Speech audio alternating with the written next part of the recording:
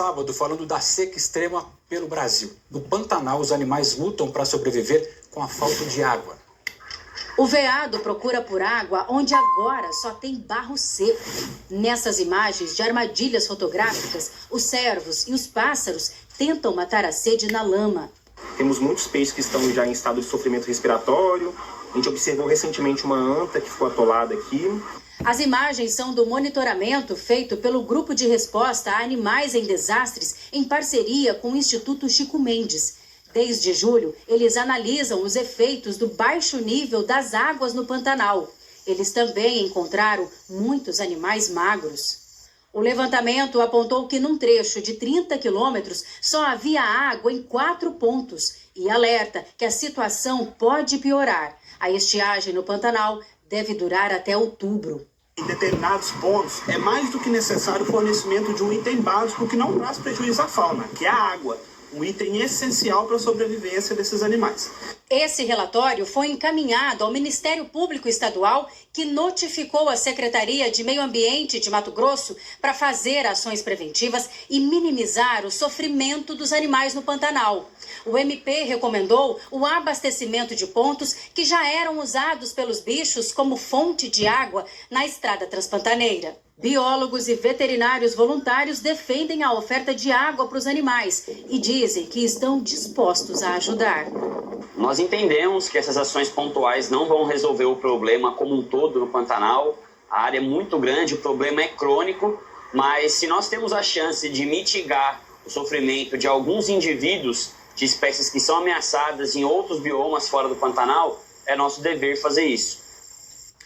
Olha, em Goiás, o rio Araguaia atingiu um menor nível para o mês de agosto, isso se a gente olhar para os últimos 50 anos. Dá uma olhada nas imagens, a gente vai mostrar primeiro o distrito de Luiz Alves, na divisa com o Mato Grosso.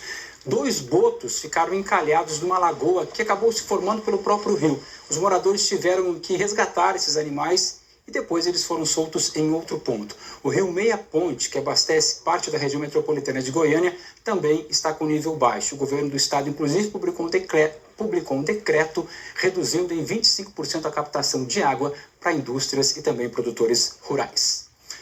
Hora da previsão do tempo, chegando por aqui, Thiago Schoia, para contar para a gente esse tempo cada vez mais seco. Boa tarde. Pois é, né, Cosme? Boa tarde para você. Como ficam as próximas horas aí? Pois é, nessa secura total, isso valendo para quase todo o Brasil. E escuta essa, boa tarde para você. De acordo com o CEMADEM, o Centro Nacional de Monitoramento de Desastres Naturais, o Brasil está enfrentando uma seca histórica. E esse tempo seco continua assim nos próximos dias e no próximo mês também, que começa amanhã.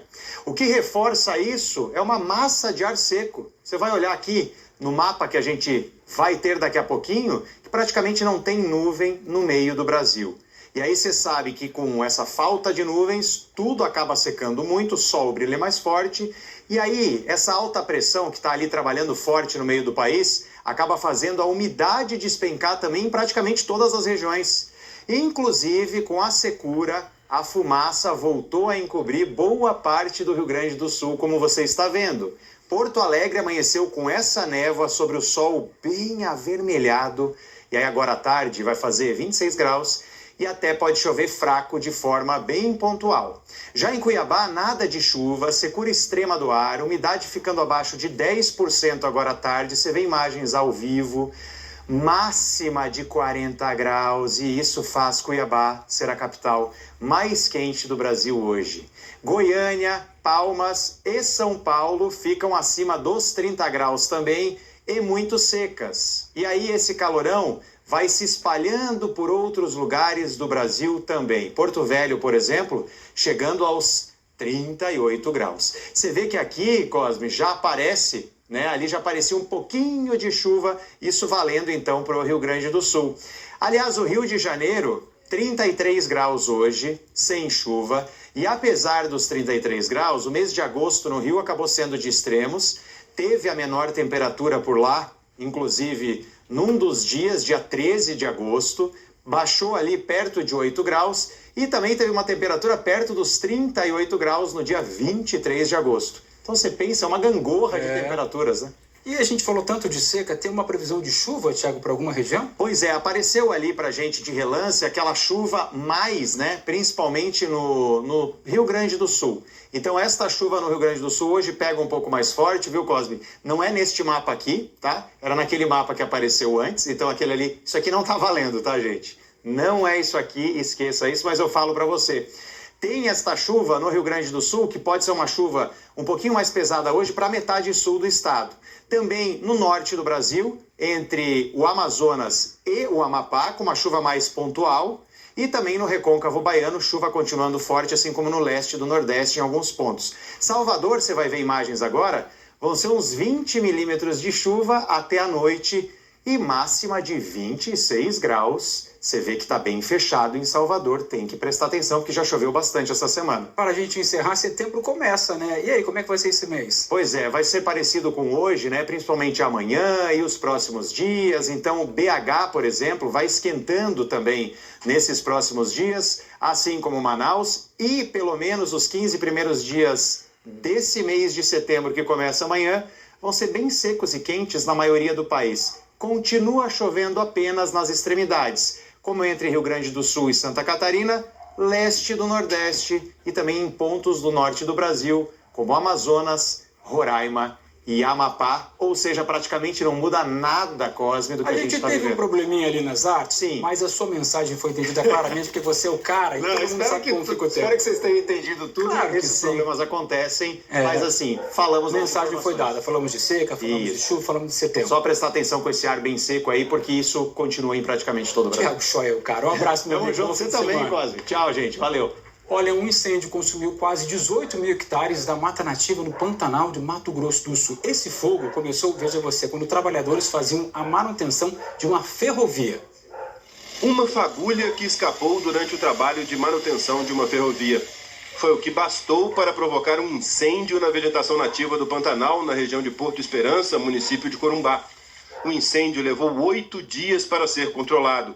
12 fazendas foram atingidas. Fiscais do IBAMA foram investigar as causas e encontraram uma equipe de manutenção ainda trabalhando na ferrovia.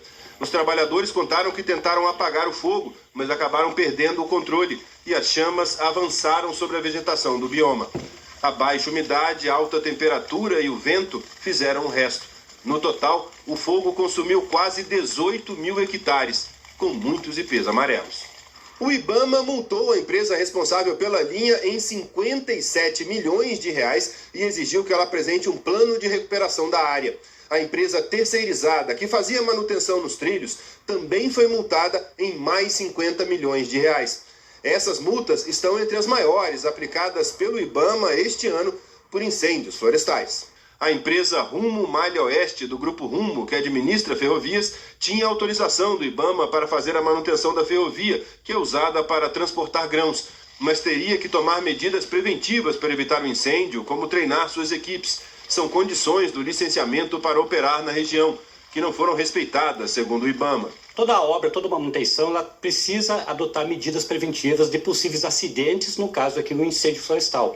Isso tem previsão no próprio projeto de licenciamento do empreendimento e ela adotou essas medidas. Inclusive, ela foi autuada por descumprir uma dessas condicionantes da licença ambiental. A concessionária Rumo disse que as causas do ocorrido estão sendo apuradas dentro do prazo legal e que, como vem sendo divulgado, há registros de vários focos simultâneos de incêndio de origens diversas agravados pelas condições climáticas. A concessionária reafirmou o compromisso em cooperar com as autoridades competentes. Vamos falar agora sobre aquele desabamento no Recife. A Defesa Civil começou hoje a remover os destroços do desabamento do teto de uma igreja. O acidente aconteceu no momento em que famílias recebiam doações de cestas básicas. 2 pessoas morreram, 5 permanecem internadas. A ficha está caindo aos poucos. O olhar é de quem não compreende, mal acredita no que aconteceu. Pessoas que estavam aqui para receber uma cesta básica, um lugar que acolhia para caridade e oração. Tinha mais de 50 pessoas na igreja, era 1h30 da tarde. E o barulho que se ouviu calou por instantes o povo do morro. O teto do santuário de Nossa Senhora da Conceição desabou de canto a canto. O que se viu em seguida foi dor, desespero. Quem ainda estava embaixo da estrutura quem tinha conseguido sair. Muita gente ferida, muita gente ferida. SAMU, bombeiros, polícias civil e militar, equipes de assistência do Recife e do governo do estado. A gente decidiu entrar com máquinas, as máquinas elas vão entrar, fazer o escorte, a retirada em parte de pedaços, também para evitar mais danos ainda na parte estrutural para toda a igreja. Uma correria para encontrar e levar